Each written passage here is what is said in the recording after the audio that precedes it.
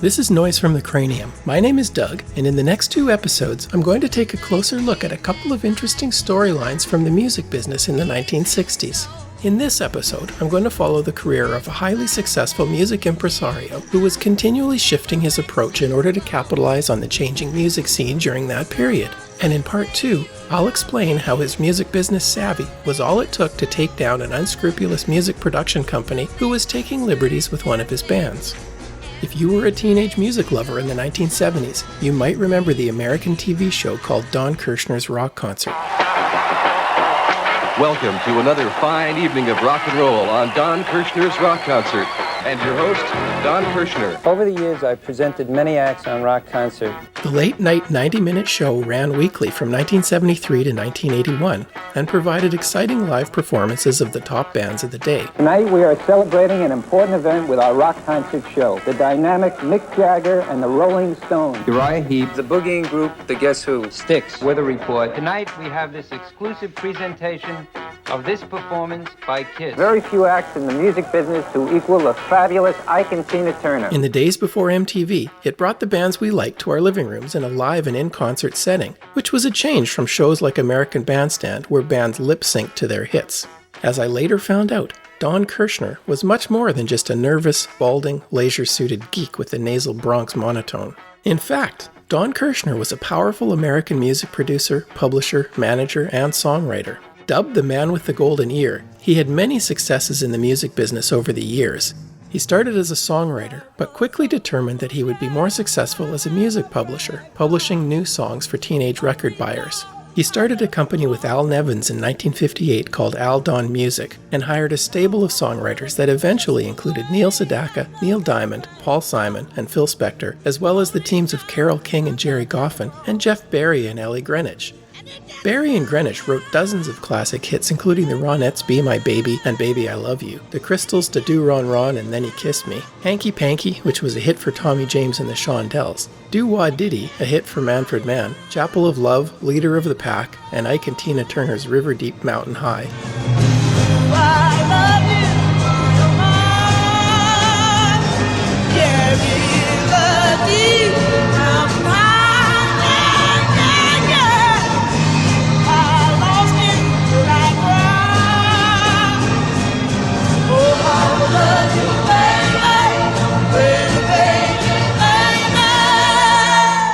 Kirshner's company was located in the Brill Building in New York, where you could literally have a songwriter write a song in the morning, go to another floor and get an arrangement or a lead sheet, book time at a demo studio, hire musicians and singers to cut a demo of the song, and then take it around to record companies, publishers, and artist managers to try to sell it. It was a virtual music factory.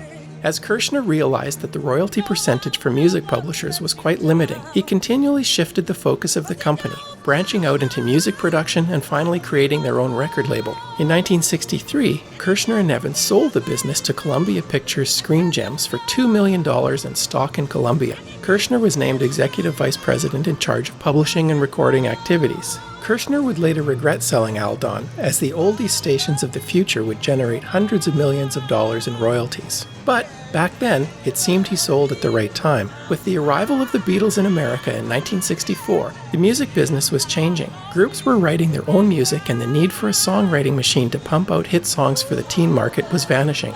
In fact, the new breed of young, cool bands were forging ahead on their own and became hypercritical of Kirshner's old formulaic ways of the early 60s, with songwriters, the Brill Building, and the music machinery in general. In 1965, after the success of the Beatles movie A Hard Day's Night, Bob Rafelson and Bert Schneider pitched an idea for a TV show featuring a rock group that would get themselves into hilarious situations each week, usually peppered with a healthy amount of slapstick comedy. Taking a page from A Hard Day's Night, musical interludes would be key, with a song sung by the band at some point in the show. That band would be the Monkees. Here we come, walking down the street. We get the funniest looks from everyone we meet.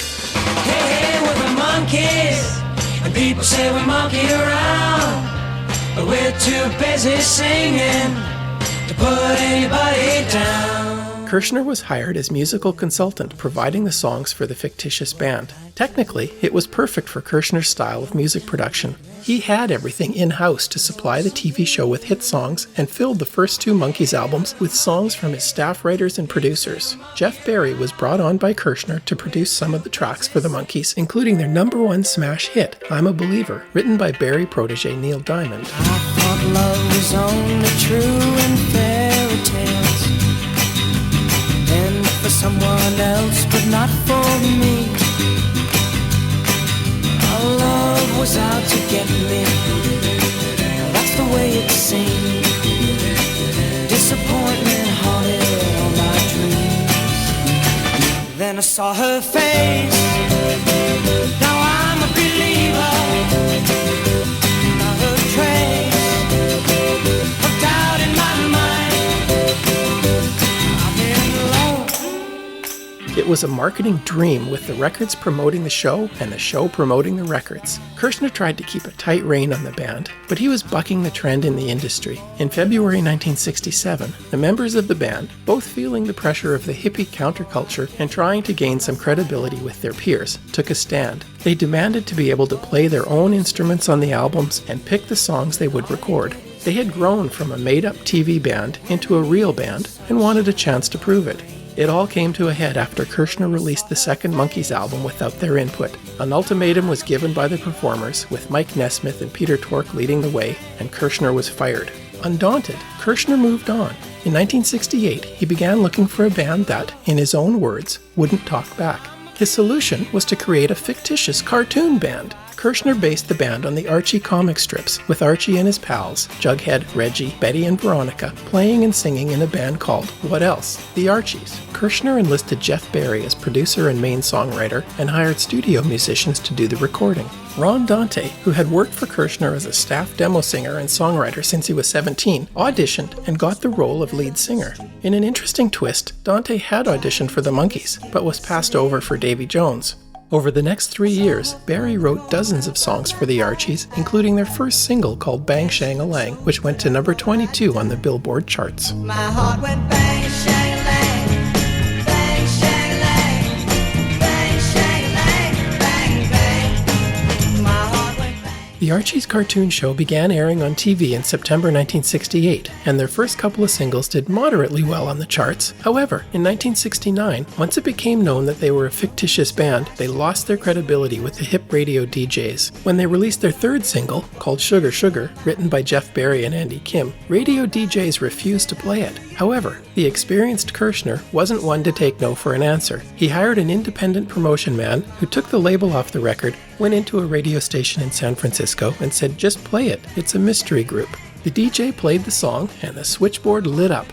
The promo man did this at a number of stations with the same result. They received so many requests to hear the song again, that was all it took. The song soon became a #1 smash hit.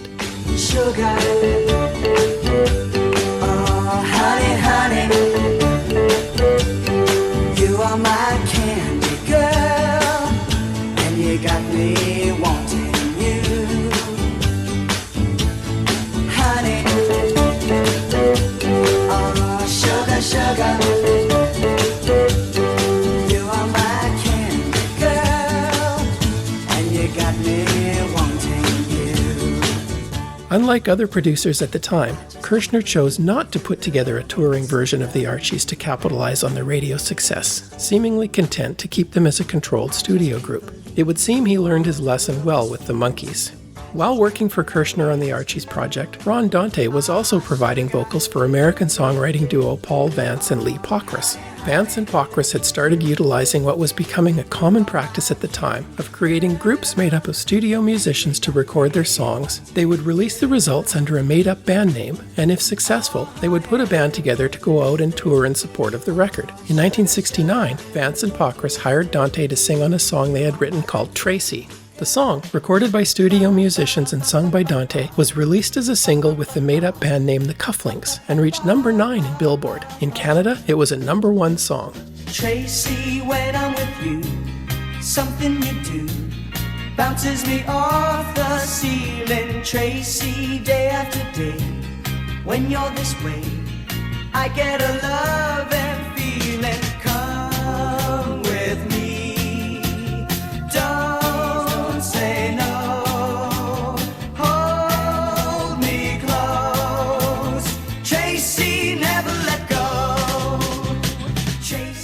Dante, a fan of the Turtles at the time, created the vocal arrangement for the song in a similar style, laying down track after track of harmony. Once Tracy became a hit, Dante recorded some additional songs for Vance and Pocris, enough for a Cufflinks album. A group of musicians were hired to be the Cufflinks and go on tour, but Dante declined to tour with the made-up band. However, it was a strange once-in-a-lifetime scenario in October of 1969 when the unknown Ron Dante had 2 smash hits on the charts at the same time, neither one crediting his vocals. Ron Dante went on to do countless TV commercials and jingles, the most famous being the McDonald's You Deserve a Break Today theme.